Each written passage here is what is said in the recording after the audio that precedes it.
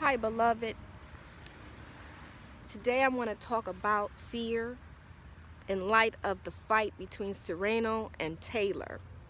Damn, that was a good fight. Those women fought to the end. And Sereno really triumphed because she never turned back or retreated or made excuses. She fought in spite of being bunted and being temporarily blinded in that moment. She fought. So because of that fight, it inspired me to want to talk about fear. Although she didn't show fear, it doesn't mean that she didn't have it. But what is fear? Well, fear falls into two components. You have real fear and you have imagined fear. And there's acronyms as well to help define what fear is. So you got one acronym that says fear is false evidence appearing real. Another acronym says forget everything and run. And yet another says forget everything and rise. Well, they fall under the components of real and imagined fear. So you got real or imagined. Now we can trace fear all the way back to our mother's womb. So whatever our mothers were thinking, if they were in an abusive relationship, if they were facing a threat or danger, or if they were just watching a scary movie while pregnant with us, that fear may have gone into us while in her womb. It also can be traced back to our ancestry line. So fear follows us. Fear followed us. What do we do with fear? We know that there's benefits to fear as well. It's not all negative.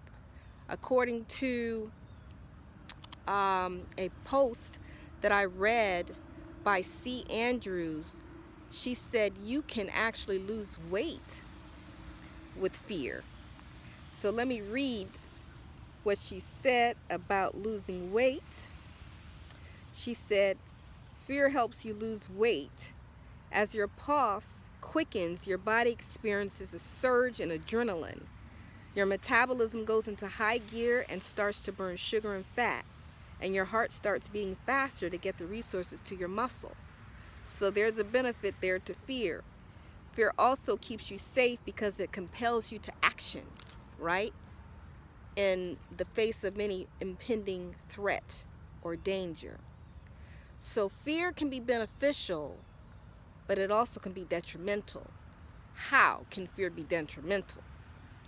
Well, if you let fear control you to where it paralyzes you from making decisions for yourself, from speaking out against wrong, that is one way that fear can control you and restrict you. Okay? And we don't want that. We don't want fear to punk us. Have you ever been punked by fear? Has there ever been a person, a thing, consequences that has made us afraid? I'm sure it has. It has for me. And every time we retreat, instead of facing it, every time we bag away, every time we say, well, I'm going to let that go this time, you know, you don't feel good after that.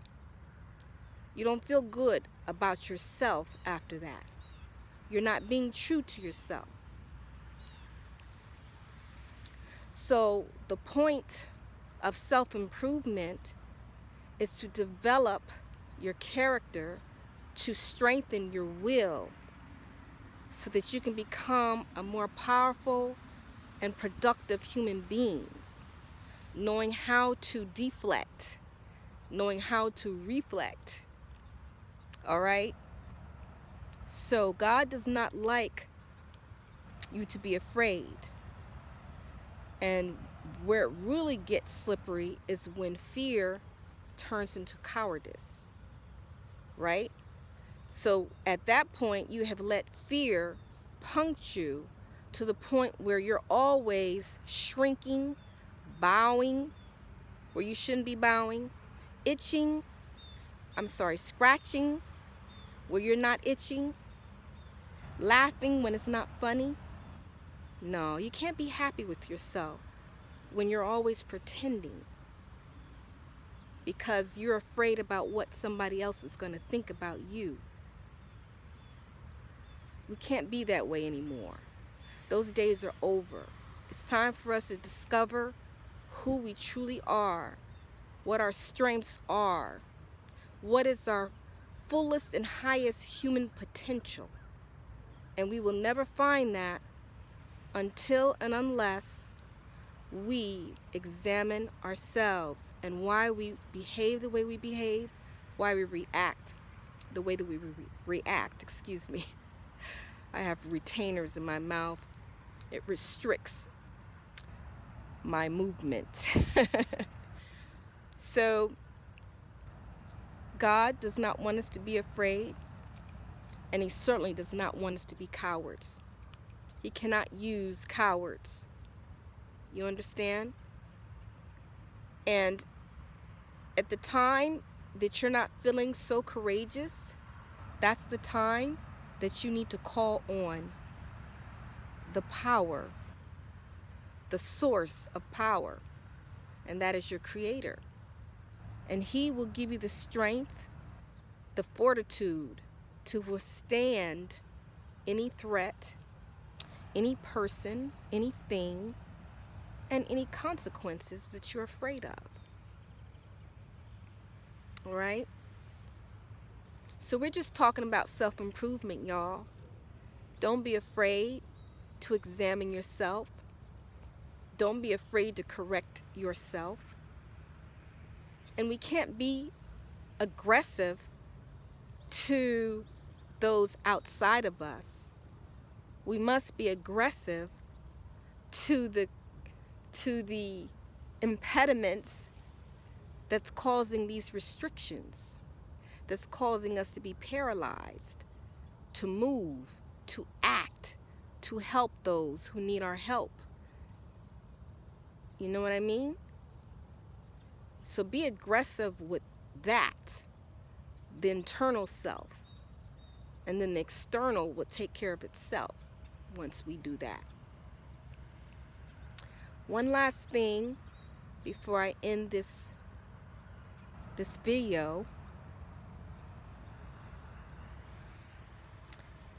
I would like if we could take the time out this week and ask ourselves what we're afraid of, who we're afraid of, what we're afraid of, what consequences are we afraid of. You know, ask yourself that. And when you are confronted with those fears, examine how you think and how you react to those fears. Will your legs buckle? Will you become sweaty? Will your heart start to race? Will your breathing start to pick up? That's all right. Allow all of that processing to happen, but you keep going forward. You keep walking forward. Face the threat. Face the danger. And when I say danger, I'm only meaning the danger that you imagine is danger. Don't go trying to be brave and confront danger and putting your life at risk or others' lives at risk. I only mean the imagined fear that we have and think is danger. I hope I made that clear. So until the next video, we'll talk about more,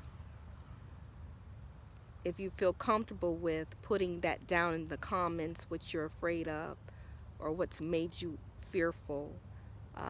What dangers have you faced or threats have you faced, and how have you overcome them? We want to hear from you, so please comment down below. And if you like this video, if you were able to pull anything good and beneficial from it, please share it. And those who are new to the channel, welcome, and subscribe to this channel. And I'll be able to talk to you, God willing, in the next video. So I'm your sister, and I care about you. Peace.